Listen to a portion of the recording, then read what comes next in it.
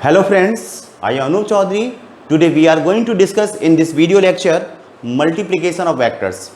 Vectors, types of vectors, addition and subtraction of vectors has been completed in the previous video lectures. The link of that video lecture is given in this video. If you want to see that, go through the link. Now let us start with multiplication of vector. Write it down please. Multiplication of vectors.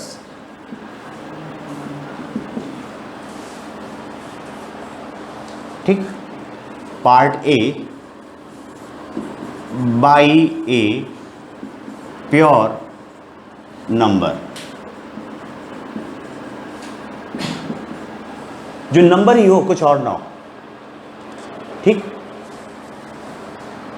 तो जब हम किसी भी vector quantity को vector A multiply करते हैं एक pure number n से, तो मुझे सेम वेक्टर क्वांटिटी मिलती है जिसका मैग्नीट्यूड ओरिजिनल वेक्टर से डिफरेंट होता है. जैसे कई बार ऐसा होता है कि आपसे कहा जाता है वो कार बंद हो जाती है, इंजन जो है बैटरी डाउन हो जाती है, आपको धक्का प्लेट करना पड़ता है, पुश करना पड़ता है. तो आपसे ड्राइवर अक्सर ये कहता है, जो भी ड्राइवर हो, और ताकत लगा और फोर्स लगा. मीन्स वो फोर्स को इंक्रीज करने की बात कर रहा है. कितनी लगा रहा है? दुगनी लगा ना, तो 2 से मल्टीप्लाई करने की बात कर रहा है. होता ना बेटा? तो जब फोर्स को आप 2 से मल्टीप्लाई करते हो तो जो न्यू फिजिकल क्वांटिटी मिलती है वो भी फोर्स ही होती है जिसका मैग्नीट्यूड पुरानी का दुगना होता है, 2 टाइम्स होता है. यही कैसे ना? तो यहाँ पे हम लिखेंगे, अगर ये n एक प्योर नंबर है, n belongs to r, real number, without any unit, without any dimension, then हम लिख सकते हैं R R cap is equal to n times a into A cap, और r equal to N A, magnitude से magnitude को compare किया, r cap is equal to A cap. इसे लिख लें, फिर मैं डेफिनेशन देता हूँ.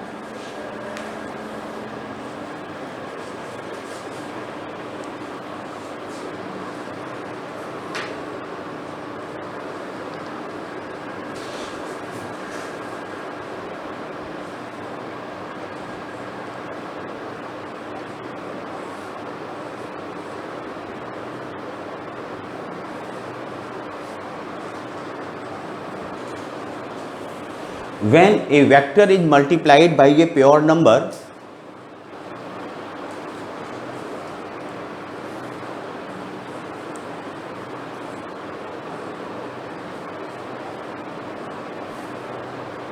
when a vector physical quantity is multiplied by a pure number,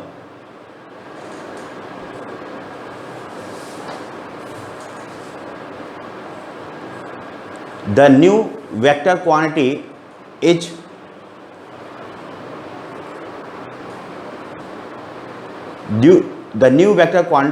obtained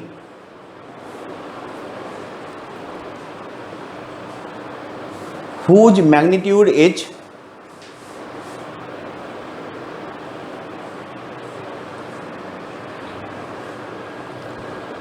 pure number times the magnitude of original vector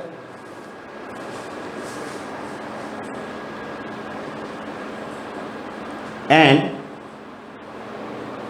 direction is same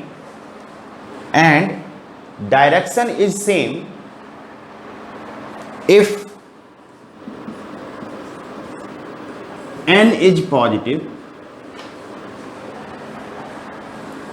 and direction is opposite if n belongs to r minus or negative.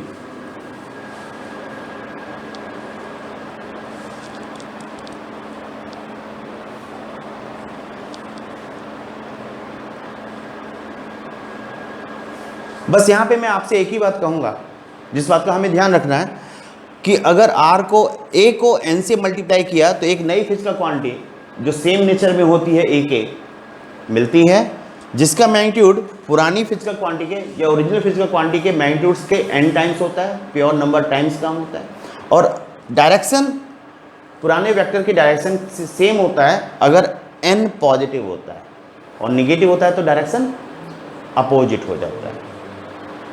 एक case हम और कह सकते थे कि अगर n 0 होता है तो मैग्नीट्यूड 0 हो जाता है और डायरेक्शन होता ही नहीं, हम डिफाइन नहीं कर सकते, ठीक है, क्योंकि 0 वेक्टर हो जाएगा वेक्टर r अगर n 0 हुआ तो ये चीज़ें मेरे ध्यान में आनी चाहिए। अगर मैं किसी एक चीज़ पे पहुंच जाता हूँ, दूसरी चीज़ पे नहीं पहुंचता तो बेटा प्रॉब्लम आएगी। जनरली हम इस बात पे पहुंचते हैं, लेकिन n के निगेटिव होने का ध्यान नहीं देते। Clear?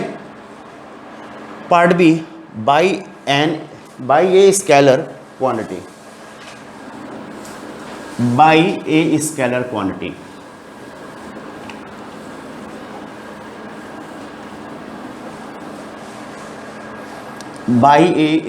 Quantity.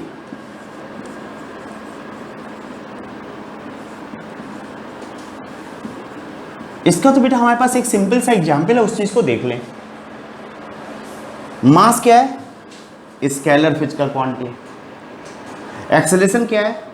Vector physical quantity. जब स्केलर को वेक्टर से मल्टीप्लाई किया तो मुझे फोर्स मिलता है, एक नई फिजिकल क्वांटिटी मिलती है, ठीक, एक न्यू फिजिकल क्वांटिटी जो कि वेक्टर नेचर में होती है मिलती है। इसको लिखा जाता है F F cap is equal to M A cap. It means that F equal to M A and F cap is equal to A cap.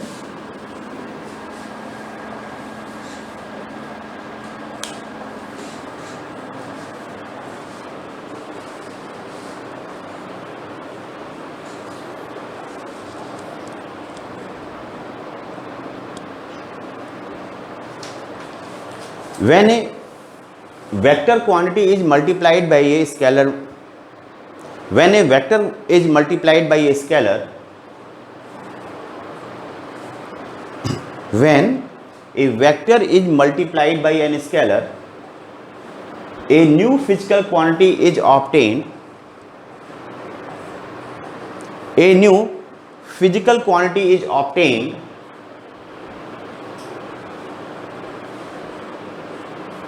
whose magnitude is equal to the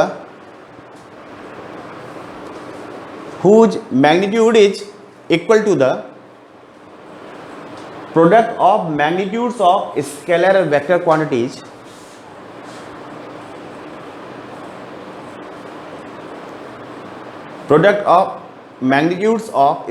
and vector quantities and direction is same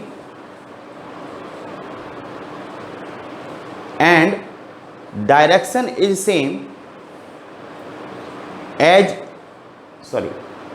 if scalar quantity is positive and opposite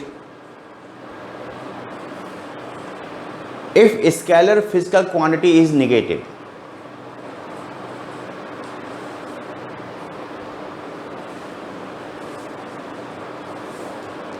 बेटा यहां पे आप confuse हो सकते हैं थोड़ा सा, उस कंफ्यूजन को दूर कर लीजिए। पहले देखिए यहां पे आप तो यहां पे मास को एक्सेलरेशन से मल्टीप्लाई करेंगे, फोर्स की डायरेक्शन हमेशा एक्सेलरेशन की डायरेक्शन के बराबर ही होगी। मास नेगेटिव हमारे पास नहीं होता जो अभी हमें पास है। गॉड पार्टिकल की बात छोड़ दें, जिसको मैं कल को नेगेटिव मास कह सकता हूं अगर उसके एग्जिस्टेंस को हमने यहाँ पर परमानेंट या कहीं पर परमानेंट बना लिया जो हमारी रीच के अंदर हो। हमारे पास एक चार्ज पे फोर्स की बात होती है, force on A charge particle in uniform electric field. ये 12th में हम पढ़ेंगे। क्यों तो पॉजिटिव और नेगेटिव दोनों होता है ना, चार्ज तो पॉजिटिव नेगेटिव दोनों होता है ना। तो इस इलेक्ट्रिक फोर्स की डायरेक्शन इलेक्ट्रिक फील्ड की डायरेक्शन ही होगी अगर क्यू पॉजिटिव है। इस इलेक्ट्रिक फोर्स की डायरेक्शन इलेक्ट्रिक फील्ड की डायरेक्शन के अपोजिट होगी अगर क्यू नेगेटिव है। इसीलिए हम 12th पे हमें पढ़ाया जाता है कि पॉजिटिव चार्ज पर जो फोर्स लगता है वो इलेक्ट्रिक फील्ड की डायरेक्शन में लगता है और नेगेटिव चार्ज पर जो फोर्स लगता है वो इलेक्ट्रिक फील्ड के अपोजिट डायरेक्शन में वर्क करता है। Means what I want to say, scalar quantity positive और नेगेटिव दोनों हो सकती हैं। मास यहाँ पे पॉजिटिव है, वो उसका केस है, वो हमें ध्यान रखना पड़ेगा। ठीक। Part C, product of a vector by a vector, product of a vector by a vector.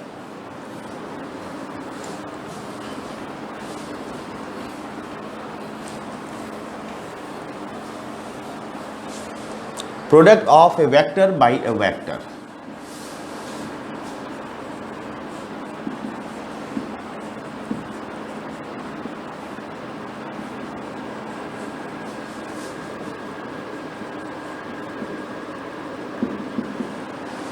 तो जब हम एक वेक्टर को दूसरे वेक्टर से मल्टीप्लाई करते हैं तो मेरे पास रिजल्ट दो प्रकार के हो सकते हैं। There are two types of result. जो रिजल्टेंट फिजिकल क्वांटिटी है that may be scalar, that may be vector. ठीक, क्योंकि रिजल्ट जो आता है इनका वेक्टर का वेक्टर के साथ प्रोडक्ट का दो प्रकार का होता है, इसलिए इसका प्रोडक्ट भी दो तरीके से डिफाइन होता है। तो लिख लें इसको, depending upon the result of the product of two vector quantities,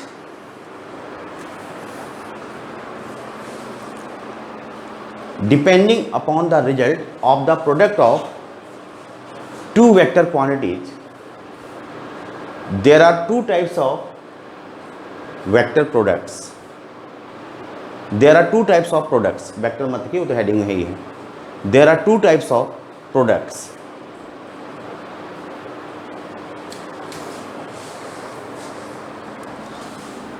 Number one, scalar और dot product.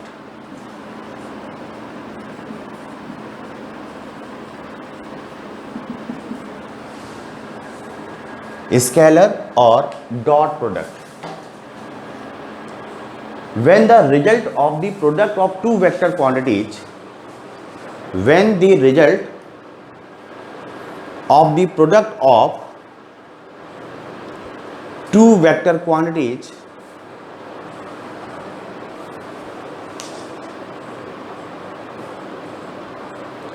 is a scalar, the product is called dot product.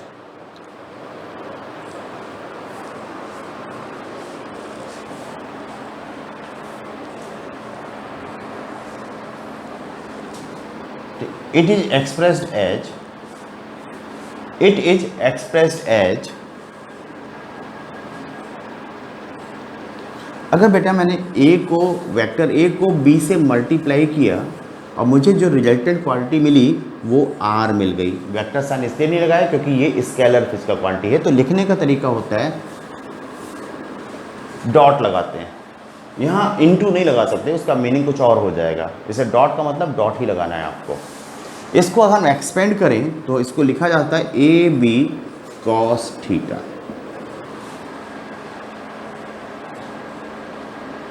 ठीक, you are studying the behaviour of the product of two vector physical quantities. तो जैसा है वो वैसा ही लेके चलना है, अपना कोई कंडीशन उसके साथ इम्पोज नहीं करना। In science we study the behaviour of natural events. हम इम्पोज नहीं करते किसी भी कंडीशन को कि न्यूक्लियस के पास इतनी ज़्यादा एनर्जी क्यों होती है, ज़्यादा से कोयले के पास उससे ज़्यादा एनर्जी क्यों नहीं होती है। ठीक, हम उसके नेचर को स्टडी करते हैं साइंस के अंदर। मेरे पास ये है, ये वेक्टर ए है, ये वेक्टर बी है। जब हमने कहा इसके लिए ए डॉट बी, तो मैं ए से बी की तरफ चलूँगा, इसको ए डॉट बी की तरफ का एंगल लूँगा, यानी यहाँ पे ये एंटी क्लॉकवाइज है इसलिए मैंने पॉजिटिव लिया। अगर मैं ऐसे जाता वेक्टर बी डॉट ए, तो मैं ये कहता यहाँ पे vector B dot A equal to B A cos minus theta. Clockwise angle negative लिए जाते हैं, तो ये आ जाता बी ए कॉस थीटा। ये इसके बराबर होता है, इसलिए हम कह सकते हैं vector A dot vector B equal to vector B dot vector A. और गलत याद है बेटा आपको, cos minus theta plus cos theta होता है। साइन और टेन में ऐसा आता है, कॉस फोर्थ क्वाड्रेंट में पॉजिटिव होता है। ठीक, इसका मतलब क्या हो गया कि जो डॉट प्रोडक्ट होता है वो कम्यूटेटिव होता है, इसी को कम्यूटेटिव कहते हैं। ठीक, नोट इट डाउन प्लीज।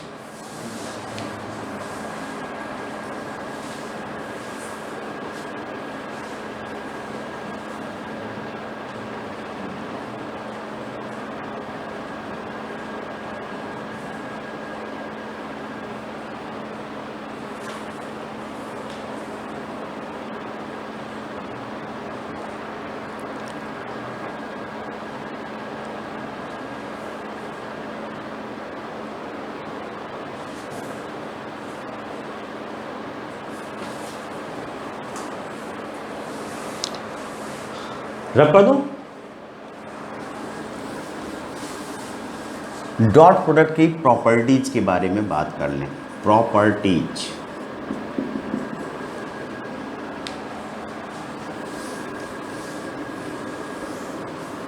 एक स्टेटमेंट देता हूं, सही है या गलत है। मेरी हाइट के बराबर है। मेरी हाइट के बराबर है। सोचिएगा जरा, इस पे आगे यूज होने वाला है फिजिक्स में भी और मैथ्स में भी। ठीक, number 1, dot product of two perpendicular vectors is 0। Dot product of two perpendicular vectors is 0।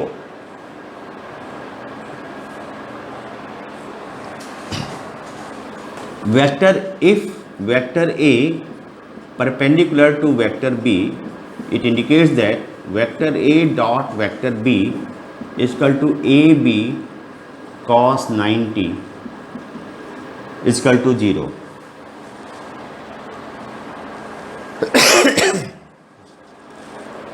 नहीं बेटा, बहुत देर से रुके हुए था। Number 2, dot product of two parallel vectors is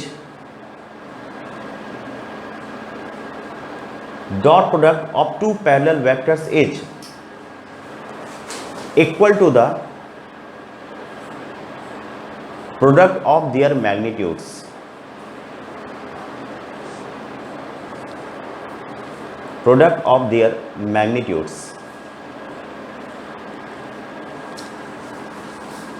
if vector A parallel to vector B, दो वेक्टर पैरेलल होते हैं तो उनके बीच का एंगल 0 डिग्री होता है, और एंटी पैरेलल होते हैं तो उनके बीच का एंगल 180 डिग्री होता है। ये हमें पता होना चाहिए। तो vector A dot vector B is equal to A B cos 0 is equal to A B.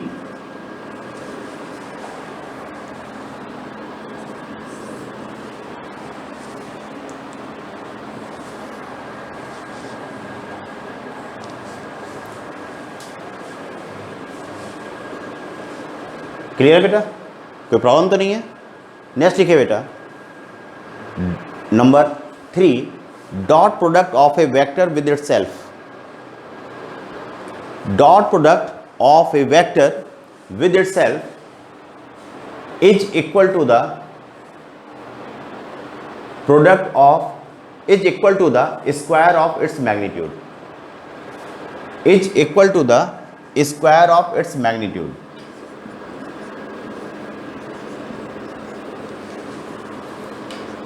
कोई भी वेक्टर खुद के पैरेलल होता है, कोई भी वेक्टर खुद के इक्वल होता है। जो स्टार्टिंग में मैंने आपको स्टेटमेंट दिया था कि मेरी हाइट मेरे हाइट के इक्वल है, तो यहाँ पे ले सकता हूँ A cos 0 is equal to A square.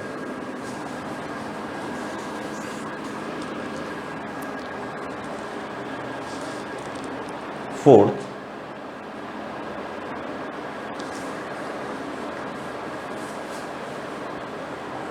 dot product is commutative,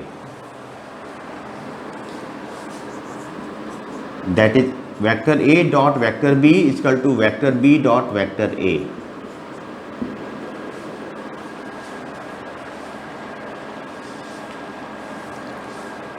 5, dot product is distributive, dot product is distributive over addition and subtraction.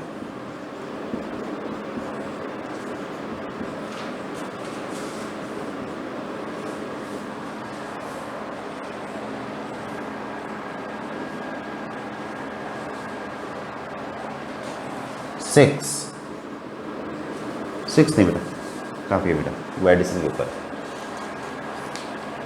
Clear? रब कर दें।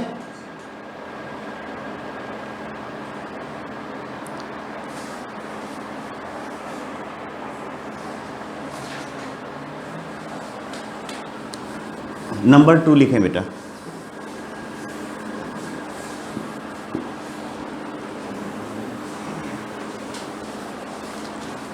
नंबर 2,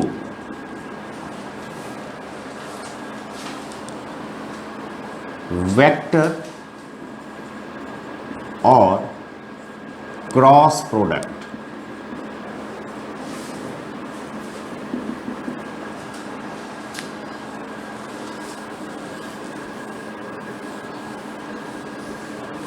वेक्टर और cross product. When the result of the product of two vector physical quantity, when the result of product of two vector quantities is a vector 1, it is called cross product.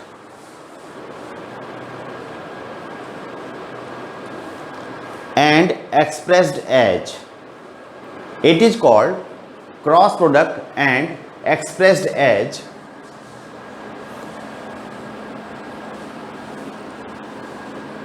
vector R is equal to vector A cross vector B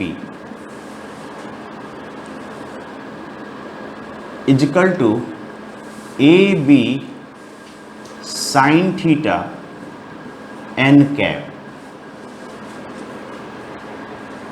और magnitude होता है A B sine theta, और इसमें direction भी होती है जिसको मैंने एन कैप से शो किया है। एन कैप से हम इसलिए शो करते हैं इसे क्योंकि जो रिजल्टेंट वेक्टर आर होता है वो ए के भी परपेंडिकुलर होता है, बी के भी परपेंडिकुलर होता है, या इन शॉर्ट हम कहें वेक्टर ए और वेक्टर बी जिस प्लेन में लाई करते हैं उस प्लेन के परपेंडिकुलर होता है। ठीक, एन कैप इसलिए हम सिंबल यूज करते हैं। क्लियर? तो ये तो हमने इसके मैग्नीट्यूड को डिफाइन कर लें थोड़ा सा। लिखें बेटा, the magnitude of dot product, the magnitude of cross product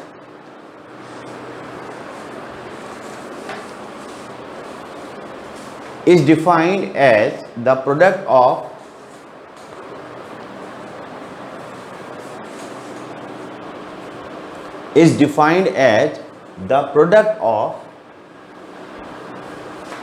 magnitudes of vector physical quantities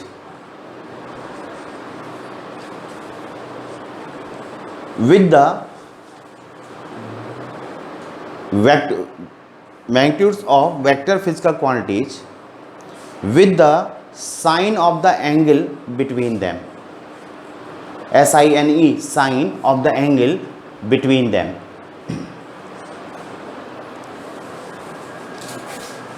clear बेटा? कोई प्रॉब्लम तो नहीं, कोई समस्या तो नहीं इसमें? ये बात मैं बाद में बताना चाहता था बेसिकली मैग्नीट्यूड के बारे में, क्योंकि आप जो डेफिनेशन देखेंगे और शायद आप जहाँ पे भी स्टडी कर रहे हैं या कर रहे हैं वहाँ पे डेफिनेशन देखेंगे तो उन्होंने क्रॉस प्रोडक्ट की डेफिनेशन यही लिखाई है जो मैंने उनके मैग्नीट्यूड की डेफिनेशन लिखाई है। तो नोट करके यहाँ पे एक बात और लिख लें, जब इसको यहीं लिखा दिया है तो डॉट प्रोडक्ट का भी यहीं लिखा दूँ, सबसे पहले लास्ट में लिखाना चाहता था। लिखें बेटा नोट करके, the magnitude of dot product is equal to the magnitude of the dot product is equal to the product of magnitudes of the vectors, product of magnitudes of the vectors and cosine, cosine, cosine of the angle between them.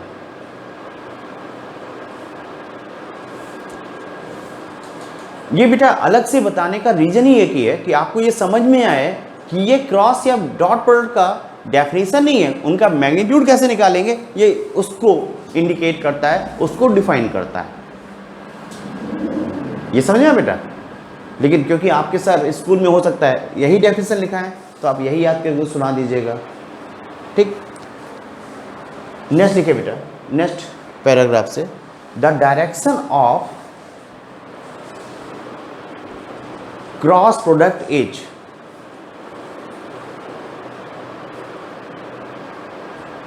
determine using either of the following two rules.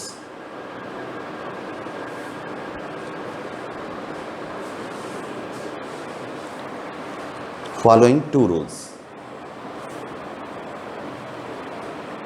समझ ले बेटा, इसे रब कर दो।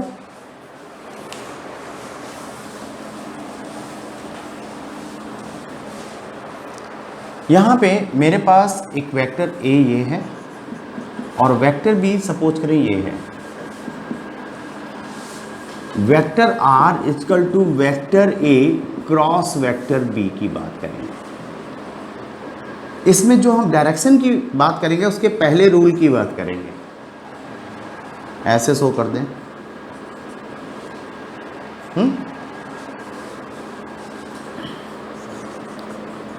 Right hand screw rule.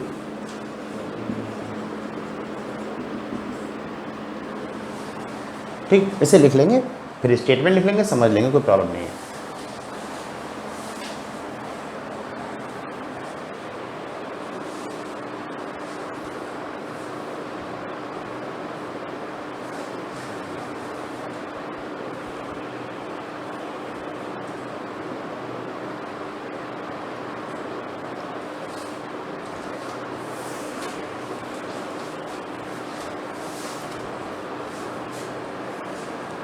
If a right-handed screw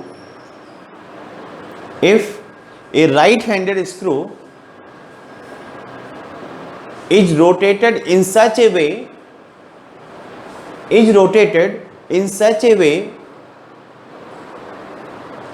that its sense of rotation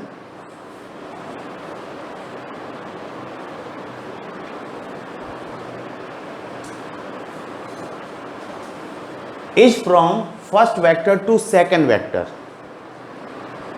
is from first vector to second vector, then direction of advancement of screw head, then direction of advancement of screw head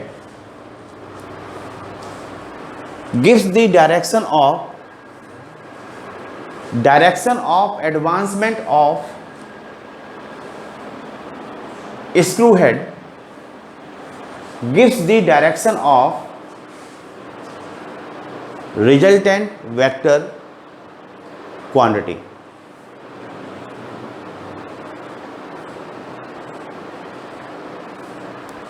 Resultant vector quantity.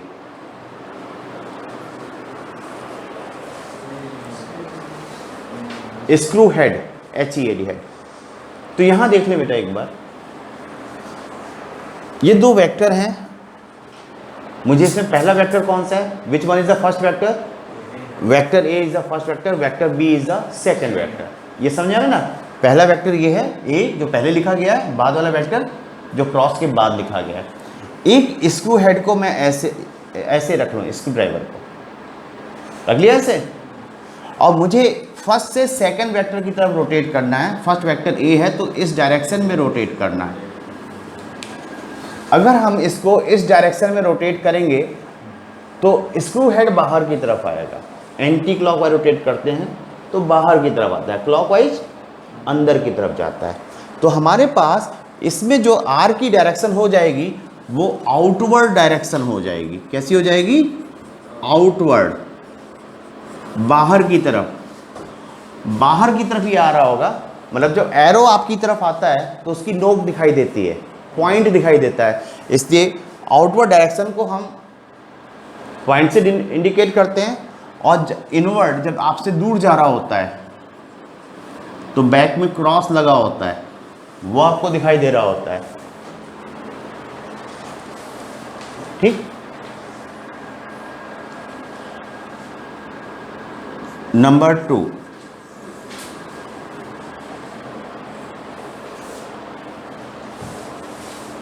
Right hand thumb rule.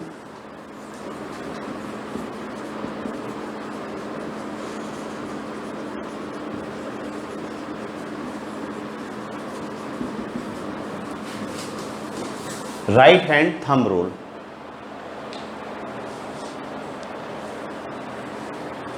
according to this rule,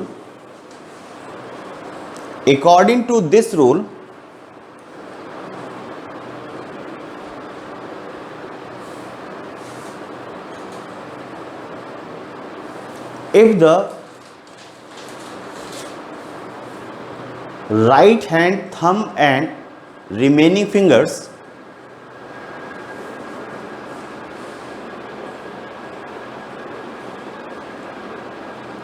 are stretched in mutually perpendicular directions,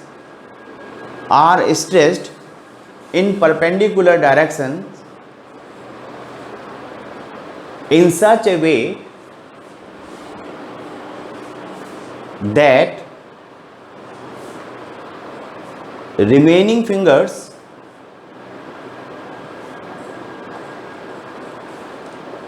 point the direction of first vector, remaining fingers point the direction of first vector, and on curling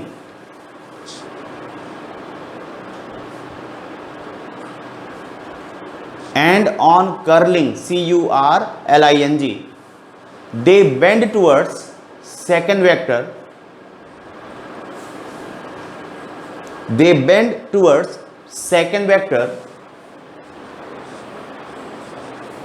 then thumb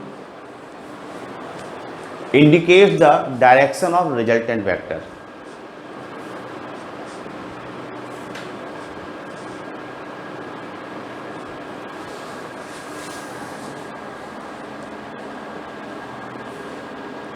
इस rule में बेटा हम करेंगे क्या, एक बार इसको समझ ले दोबारा। हम राइट हैंड लेंगे, ये लेफ्ट हैंड है, ये राइट हैंड नहीं है। ठीक नहीं, एक प्रॉब्लम है वो बता रहे हैं, आप सही बात कह रहे हैं, लेकिन अक्सर मैंने एक चीज देखा हुआ है, सर वो राइट हैंड रूल अप्लाई किया, सर डायरेक्शन ये आ रही है, उठता लेफ्ट हैंड है और बोलता बच्चा राइट हैंड है। इसी बात को मैंने पहले समझा था और इसी बात को हर साल ये चीज़ देखते हैं और हर तरह के बच्चे से देखते हैं, ऐसा नहीं कि केवल वीकर बच्चे से देख रहे हैं। तो राइट हैंड के थंब और रिमेनिंग फिंगर्स को एक दूसरे के परपेंडिकुलर डायरेक्शन में स्ट्रेच कर लीजिए और इसको इस प्रकार से प्लेस करिए कि ये फर्स्ट वेक्टर की डायरेक्शन को इंडिकेट करे, ये चारों फिंगर। तो ऐसे प्लेस करना पड़ेगा, ये ऐसे प्लेस कर सकते हो, ऐसे भी कर सकते हो, ऐसे भी कर सकते हो। सपोज करो ऐसे किया, मोड़ने पे ये सेकंड वेक्टर की तरफ नहीं जा रहा है तो हमने गलत रखा है। ऐसे किया तो भी मोड़ने पे सेकंड वेक्टर की तरफ नहीं जा रहा है, ऐसे किया तो सेकंड वेक्टर की तरफ जा रहा है। तो thumb is the direction of resultant vector, ये आप ही की तरफ आ रहा है ना, आउटवर्ड। तो ये बेस्ट रूल है, ये बेस्ट रूल है बेटा। ये यहाँ नहीं काम आएगा केवल, ये 12th में काम आएगा और इसका यूज सही से सीख लोगे तो 12th में जो बच्चे Fleming's left hand rule, right hand rule में डोल रहे होते हैं, कंफ्यूज हो रहे होते हैं, क्योंकि उसमें फिंगर्स को म्यूचुअली परपेंडिकुलर डायरेक्शन में रखना पड़ता है। जरूरी नहीं है कि मैग्नेटिक फील्ड, इलेक्ट्रिक करंट और ये सारी चीज़ें एक दूसरे के परपेंडिकुलर ही हों। जहाँ पे क्वेश्चन में दिया हो करंट कैरिंग कंडक्टर है, जरूरी नहीं कि मैग्नेटिक फील्ड के परपेंडिकुलर ही रखा हो, तो ये परपेंडिकुलर नहीं रह जाता, बच्चा उसको अप्लाई नहीं कर सकता। लेकिन वहाँ पे भी सब कुछ क्रॉस प्रोडक्ट से ही मिलता है। Apply this rule, you will get the answer.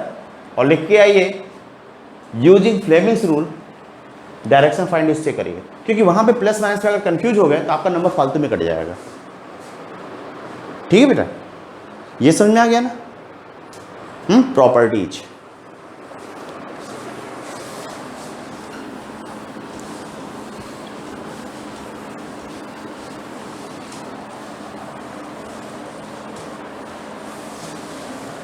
Properties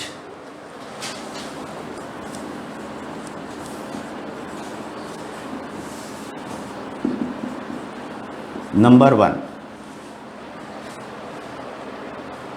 बेटा एक बात सोचे अभी, if vector A perpendicular to vector B, then vector A cross vector B, आप कहेंगे A B sine 90 n cap. भाई साहब क्रॉस प्रोडक्ट में साइन आता है, कॉस नहीं आता। कॉस आता है, डॉट प्रोडक्ट में जीरो है, बिल्कुल सही कह रहे हैं, क्रॉस में नहीं है। इसका अगर मैग्नीट्यूड देखें तो यहाँ पे ये काम करना पड़ेगा, ए बी बाहर आ जाएगा और एन कैप का जो मैग्नीट्यूड होगा, यूनिट वेक्टर है, 1 होगा। तो आप पहले ये स्टेटमेंट लिख लें, ये फिर बोल देता हूँ।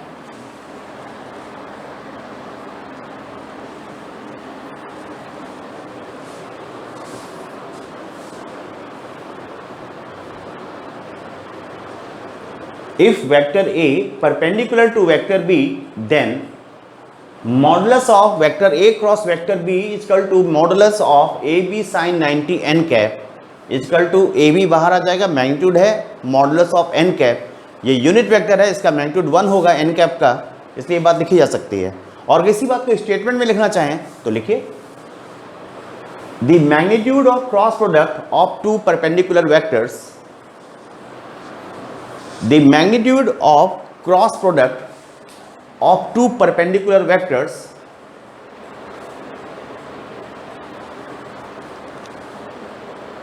is equal to the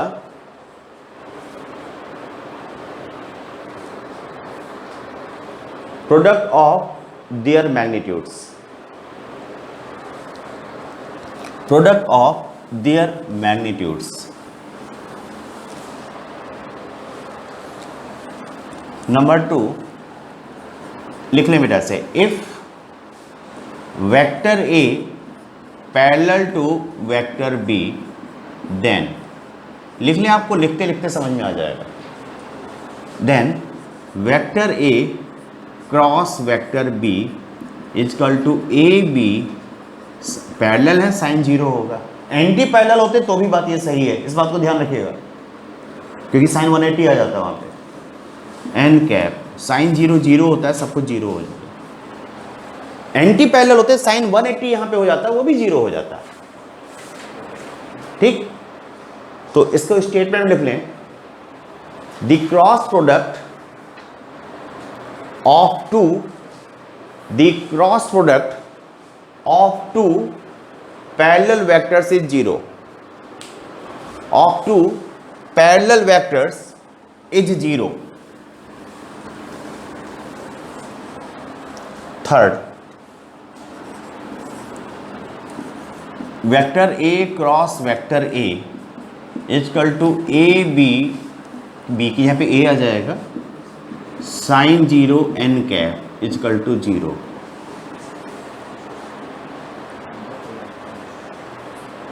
the cross product of a vector with itself is 0, the cross product of a vector with itself is 0।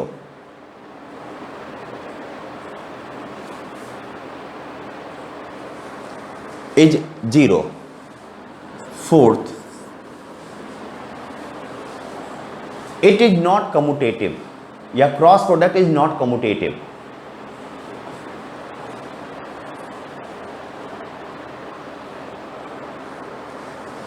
That is vector A cross vector B is not equal to vector B cross vector A.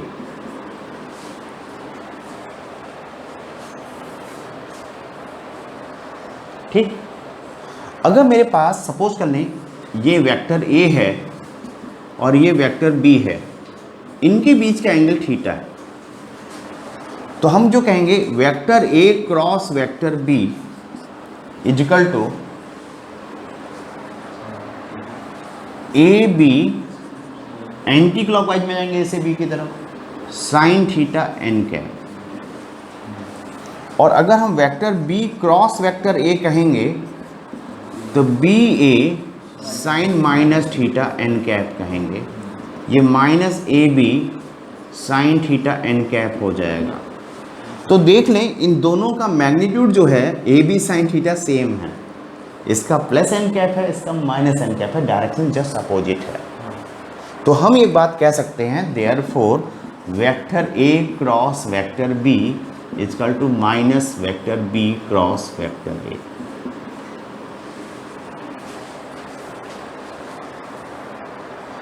ठीक,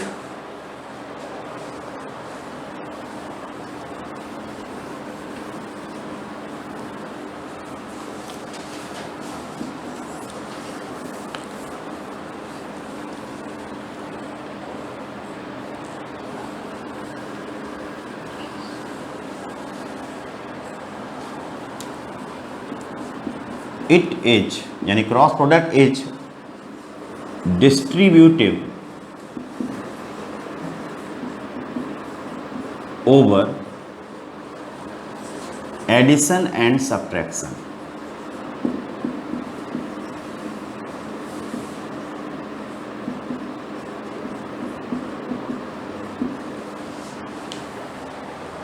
रब कर दें से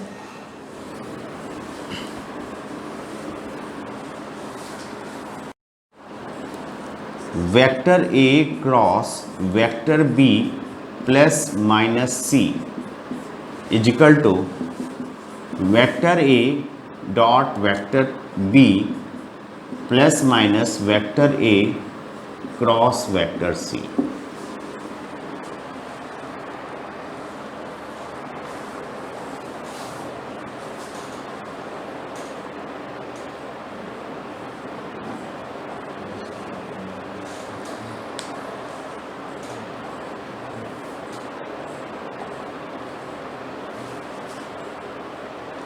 सब कर दें।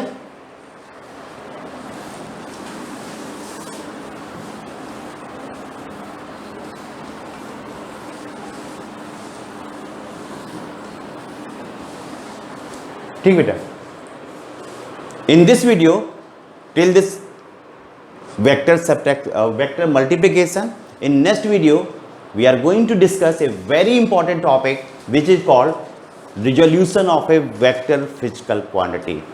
वैसे तो पूरा वेक्टर बहुत इंपॉर्टेंट है, लेकिन ये जो लास्ट पार्ट है जिसमें 2D रिजोल्यूशन और 3D रिजोल्यूशन की बात करते हैं वो रियली बहुत ज़्यादा इंपॉर्टेंस रखता है और हर जगह यूज होता है, चाहे वो 11th का एग्ज़ाम हो, एंट्रेंस का एग्ज़ाम नीट का हो या इंजीनियरिंग का हो, जेईई मेंस और एडवांस दोनों जगह यूज होता है।